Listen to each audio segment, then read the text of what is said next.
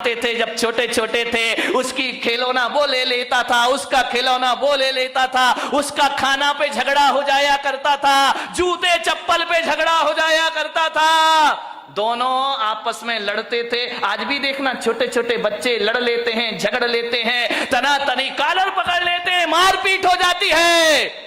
लेकिन थोड़ी देर बाद देखो तो नजारा बदल जाता है। जो बच्चे अभी थोड़ी देर पहले लड़ रहे थे, थोड़ी देर बाद ये हालात होते हैं कि एक आइसक्रीम दोनों के पास होती है, ये इधर से चाटता है और वो उधर से। दोस्ती हो जाया करती थी। बचपन में भी लड़ते थे, बचपन में भी झगड़ा होते थे, बचपन में भी हमारे जीवन में विवाद हुआ करते थे।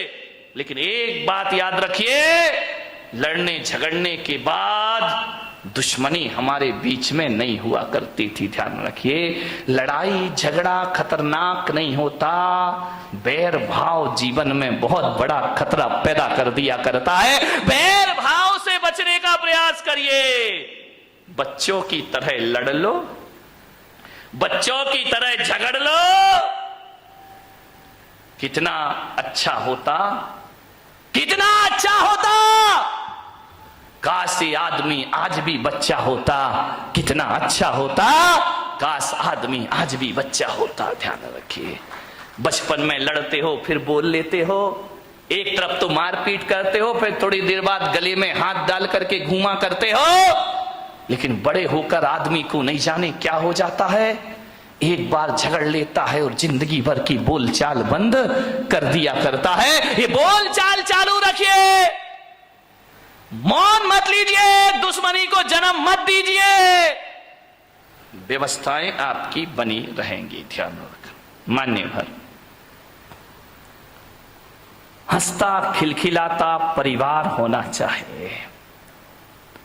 हंसोगे, खिलखिलाओगे, क्रोध पैदा नहीं होगा। ध्यान, दो ही चीज हो सकती है जिंदगी में, या तो हंस लो या गुस्सा कर लो। ध्यान रखना, जब गुस्सा करते हो तो हंसी गायब हो जाती है, और जब आदमी चेहरे पर मुस्कुराहट और हंसी लाता है तो क्रोध गायब हो जाया करता है। दोनों एक साथ कभी नहीं रहा करते हैं। ऐसा कभी आपने नहीं देखा होगा कि क्रोध में, गुस्से में किसी का मुंह भी फूला है और हंस भी रहा हो, मुस्कुरा रहा हो। दोनों काम एक साथ कभी नहीं हुआ करते हैं। इसलिए मैं आपसे कह रहा हूं कि क्रोध की जगह हंसता खिलखिलाता मुस्कुराता जीवन होना चाहिए। जितने आनंद में रहोगे उतना क्रोध आपसे दूर रहेगा। मेरे कमरे में लोग हंसते रहते हैं, आवाज आती रहती, हंसी मजाक की आती रहती है। बोले महाराज आप संत हैं, आपका कमरा बड़ा सीरियस होना चाहिए, बड़ा गंभीर होना चाहिए। मैं बहुत कोशिश करता हूं गंभीर हो जाऊं, गंभीर हो जाऊं, लेकिन क्या करूं, मेरा स्वभाव मुझे गंभीर नहीं होने दिया करता है।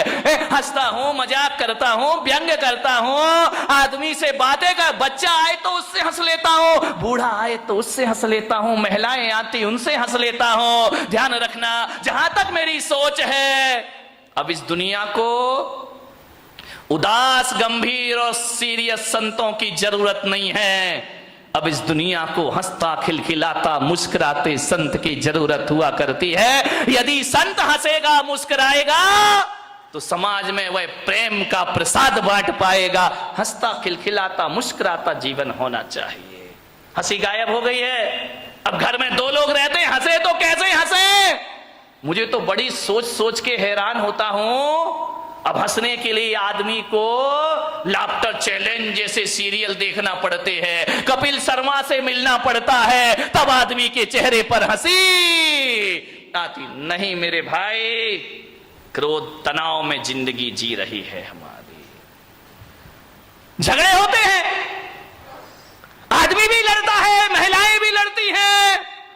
फर्क इतना होता है, आदमी इस कान से सुनता है और इस कान से निकाल देता है। महिलाएं ऐसा नहीं करती, महिलाएं तो बहुत होशियार हैं, इस कान से सुनती हैं। आदमी इधर से सुनेगा, इधर निकाल देगा, लेकिन महिलाएं जो हुआ करती हैं इधर से सुन के इधर नहीं निकालती हैं, वो दोनों कान से सुनती हैं और मुंह से निकाल दिया करती हैं। ये दोनों कानों से, इधर से भी सुनेंगी, इधर से भी सुनेंगी, और मुंह से। कौन बोला जब भी बोलेंगी बारूद? नहीं, यहाँ की महिलाओं की बात नहीं कर रहा, यहाँ अपने को भाई अभी चतुर्मास पूरा करना है। मैं तो बंबई वालों की बात कर रहा हूं, तुम्हारी आगे जाके देखूंगा। ध्यान रखिए, विचार करिए, आप सोचिए। ऐसा नहीं है कि इन्हें गाली देना नहीं आता है, आता है। ऐसा नहीं कि इन्हें गाली नहीं आती है, बहुत आती है, लेकिन ये बोलती नहीं है। ध्यान रखिए, आदमी तो गाली ही गाली बोलता है, हर चीज पे गाली बकता है, बिना गाली के बातों की शुरुआत नहीं। कई का तो गाली तकिया कलाम बन जाता है, हर बात पे 4 गाली बका करता है। मैंने कहा यार, जितनी भी गाली इस देश में है वो महिलाओं के नाम से सारी गाली है, माँ के नाम से, बहन के नाम से, बाप और भाई के नाम से कोई गाली इस देश में नहीं है। मैंने कहा इतनी सारी गालियां महिलाओं के नाम से क्यों है इस देश में? विचार किया कि महिलाओं को गाली आती है लेकिन ये गाली बका नहीं करती हैं, लेकिन आदमी 24 घंटे गालियां दिया कर। ध्यान रखिए मान्यवर, किन बातों पे झगड़ा होता है हमारे घर में? छोटी सी मानसिकता, बस संकीर्ण प्रवृत्ति हमारे यहां झगड़े को जन्म देती।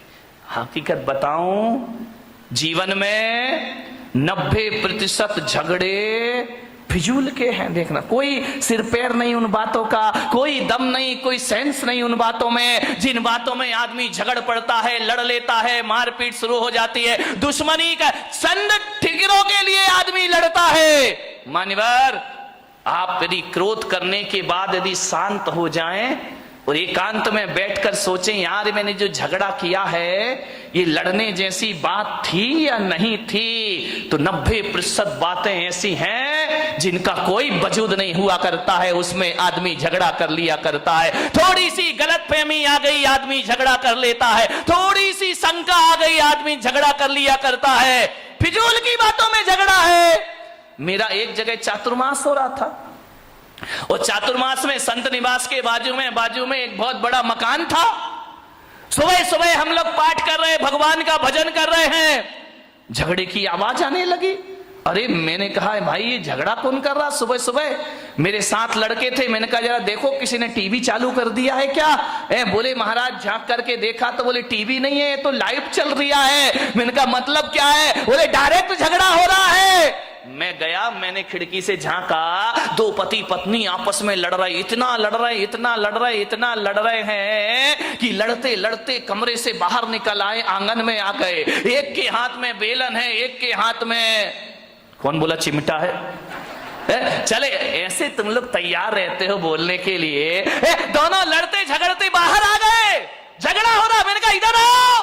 अरे बोले महाराज, मुझे देखा, झगड़े में थोड़ा सा ब्रेक लग गया। अरे बोले महाराज देख रहे हैं। मैंने कहा इधर आओ, ये सुबह सुबह भगवान के भजन करने का टाइम है, प्रभु के स्मरण करने का टाइम है, वो तुम सुबह सुबह पति पत्नी आपस में झगड़ा कर रहे, कोई तरीका है जिंदगी जीने का? अरे बोले महाराज हो गया, झगड़ा हो गया। मैंने कहा किस बात का झगड़ा है मुझे बताओ, मैं फैसला करूं। बोले महाराज फैसले वाले का कोई बात ही नहीं है। तो मैंने कहा लड़काए को रहे हो? बोले महाराज जब पूछ रहे हो तो हम बताते हैं, झगड़ा हमारा 12 बजे रात से चल रहा है। अरे मैंने कहा कमाल कर दिया, पति पत्नी दोनों हैं, 12 बजे रात से झगड़ा चल रहा। मैंने कहा किस बात का झगड़ा चल रहा है? बोले कुछ नहीं महाराज, आज नींद नहीं आ रही थी हम दोनों को। तो बोले क्या करे? बोले टीवी भी नहीं चल रही, लाइट भी नहीं थी। तो मैंने कहा क्या किया तुमने? बोले बस लेटा लेटा मेरे मुंह से इतना निकल गया कि मैं अपने बेटे को डॉक्टर बनाऊंगा। पत्नी ने सुना, खबरदार तुम्हारा बेटा डॉक्टर नहीं बनेगा, तुम्हारा बेटा इंजीनियर बनेगा। तो मैंने कहा यार तू इतना क्यों बोलती, जब मैंने कह दिया मेरा बेटा डॉक्टर बनेगा। पत्नी ने कहा कोई तुम्हारा अकेला हक नहीं है, मेरा भी हक है, मेरा बेटा इंजीनियर। अब फिजूल की बात है, इस पे झगड़ा बढ़ गया। बोले देखता हूं कैसे डॉक्टर बनाएगा। बोले मैं भी देखती हूं कैसे इंजीनियर बनाएगा। झगड़ा बढ़ते जा रहा। बोले बढ़ते बढ़ते हाथापाई पर आ गए हम लोग कि डॉक्टर ही बनेगा, इंजीनियर ही बनेगा। इतना झगड़ा, बोले सवेरे के 4 बज गए लड़ते लड़ते।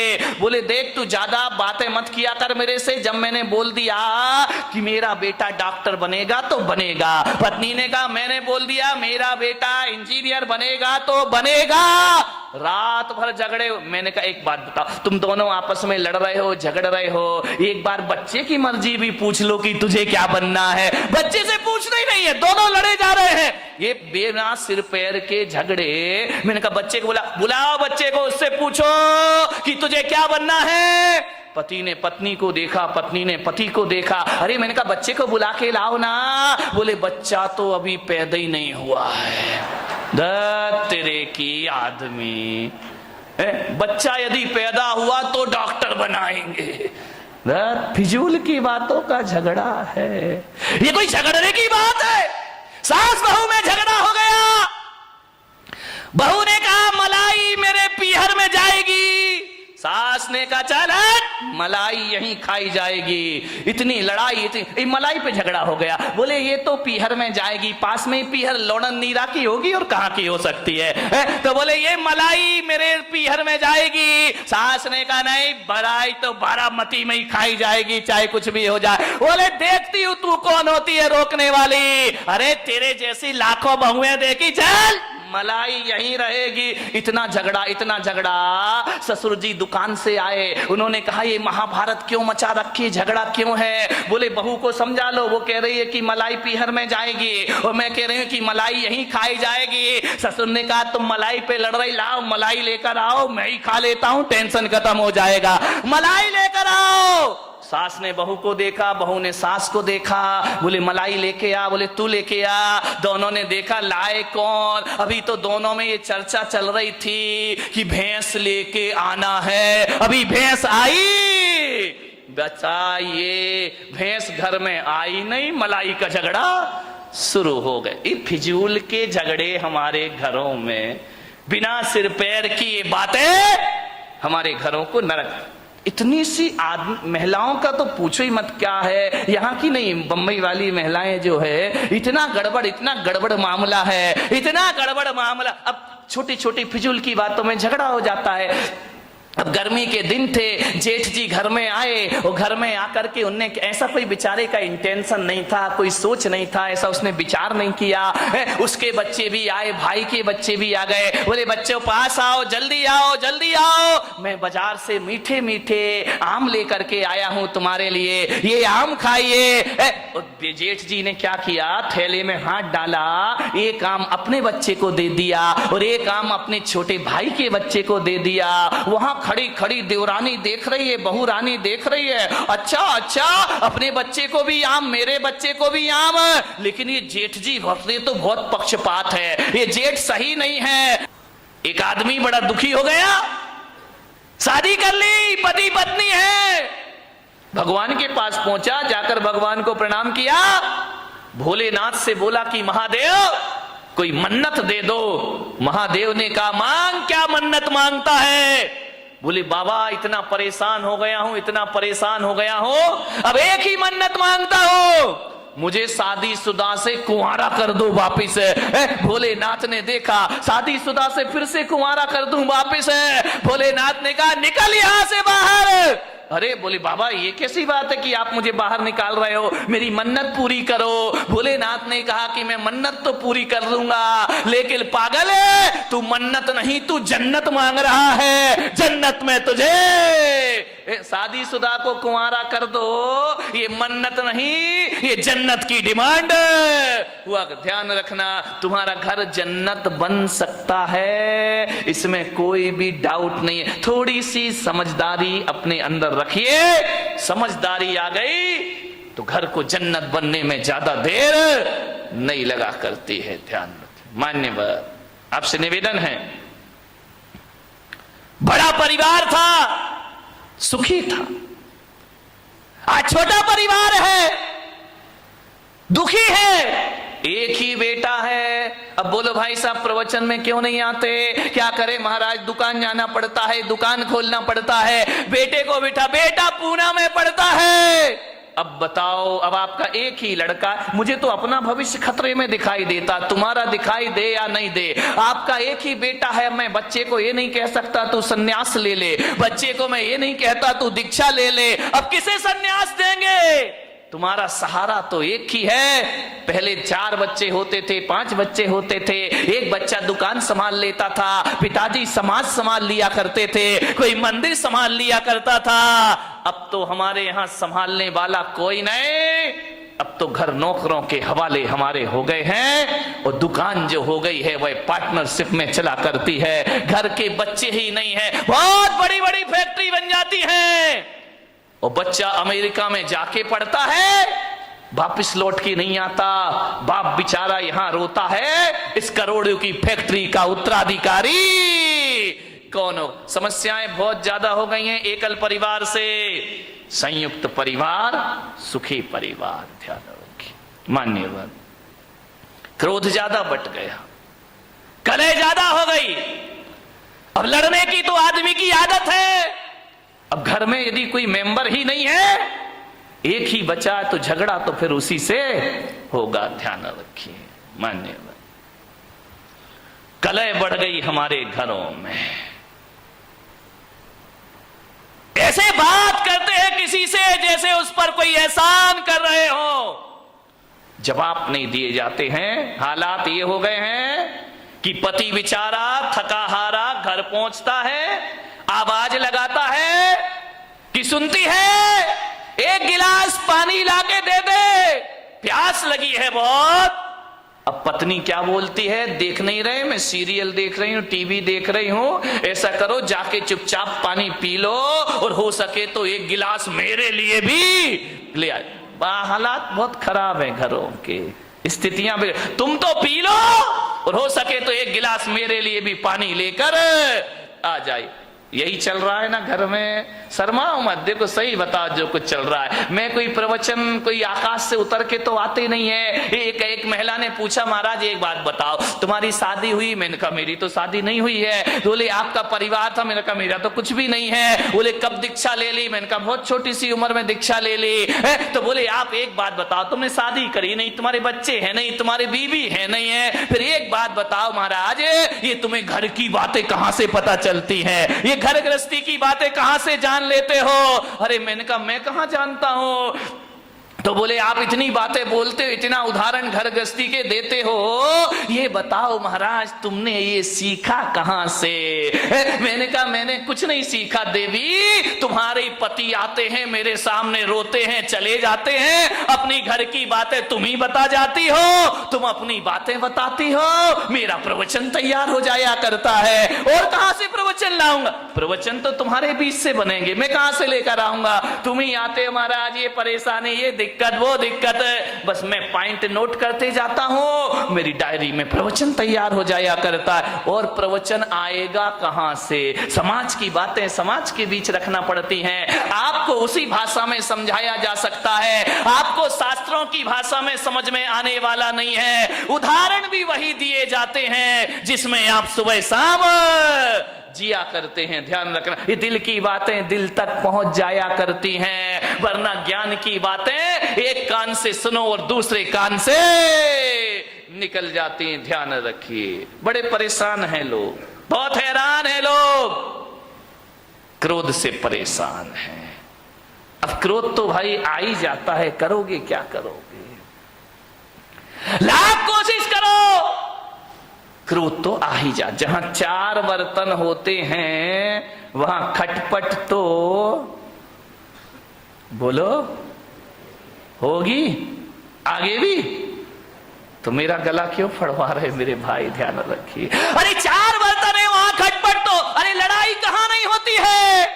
ये मत सोचो कि केवल तुम्हारे घर में लड़ाई होती है, लड़ाई तो महापुरुषों के घर में भी हुआ करती है, बड़े बड़े ज्ञानियों के घर में झगड़ा हुआ करते हैं। अब आप भी बताइए, जिन्हें दुनिया महापुरुष बोलती है, आदर्श पुरुष माना करती है, लड़ाइयां तो उनके घरों में भी हुआ करती हैं। अब ये महाभारत बताओ, कोई गरीब घरों की लड़ाई तो थी नहीं, ये महापुरुषों के घरों की लड़ाई थी। महाभारत दो भाई भाई लड़ रहे हैं, वो भी तो एक झगड़ा ही था ना। कौरव और पांडव ये महापुरुष गिने जाते हैं, इनके घरों में भी झगड़ा हुआ करता था। रामायण में सिंहासन को लेकर के झगड़ा हो गया, राम के घर में भी झगड़े होते हैं, दुर्योधन के घर में झगड़े हुआ करते हैं, युधिष्ठिर के घर में झगड़े हुआ करते हैं। झगड़ा कहां नहीं होता मेरे भाई? भरत बाहुबली का ये झगड़ा नहीं तो क्या था? ये भी तो एक झगड़ा था। ये मोक्षगामी लोग, ये सम्यक दृष्टि लोग, यहां इनके घरों में भी झगड़े होते थे और बड़े आदमियों के घरों में भी झगड़े होते हैं। मुकेश अंबानी, अनिल अंबानी, ये झगड़ा नहीं तो क्या पेस्टीज रगड़ा है, विचार करिए। झगड़ा तो इनके घर में अभी प्रमोद महाजन, प्रवीण महाजन, झगड़े तो इनके भी घर में हुआ करते हैं। ऐसा कोई नहीं है जिसके घर में बारामती के घरों के बारे में मुझे नहीं मालूम है, यहाँ झगड़े हैं या नहीं है। होशियार मत बनो कि हमारे यहाँ झगड़े नहीं है, घर घर की कहानी है। इसलिए तो महिला देखती हैं कहानी घर घर। विचार करी, सास भी कब हुई? नहीं, वो बहू थी बेचारी, पहले भी बहू थी और आज भी बहू है। वो सास बनने का मौका ही कहां मिला है उसको। ये हालात है हमारे घरों में, लड़ाई है, झगड़े हैं, विवाद है। महापुरुषों के घरों में भी झगड़े होते थे, आपके घर में भी झगड़े होंगे। लेकिन एक बात मेरी आपसे निवेदन है बड़ी विनम्रता के साथ, कि झगड़े तो सब घर में होते हैं, तू मैं हो जाती है, एक दूसरे के अहंकार को चोट पहुंच जाती है। लेकिन मैं आपसे एक निवेदन करूंगा, लड़ लेना, झगड़ लेना, जितना लड़ना हो लड़ो, जितना झगड़ना है झगड़ लो, लेकिन बारामती वालों बोल चाल बंद मत करिए। लड़ाई हो जाए, कुछ कह दिया, डांट दिया, फटकार दिया, कुछ बोल दिया, बोल चाल बंद यदि आप कर देंगे तो सुलह के सारे रास्ते बंद हो जाएंगे हमेशा को। लड़ लीजिए, झगड़ लीजिए, लेकिन शाम होने से पहले बोल चाल जरूर कर लीजिए। तुम्हारा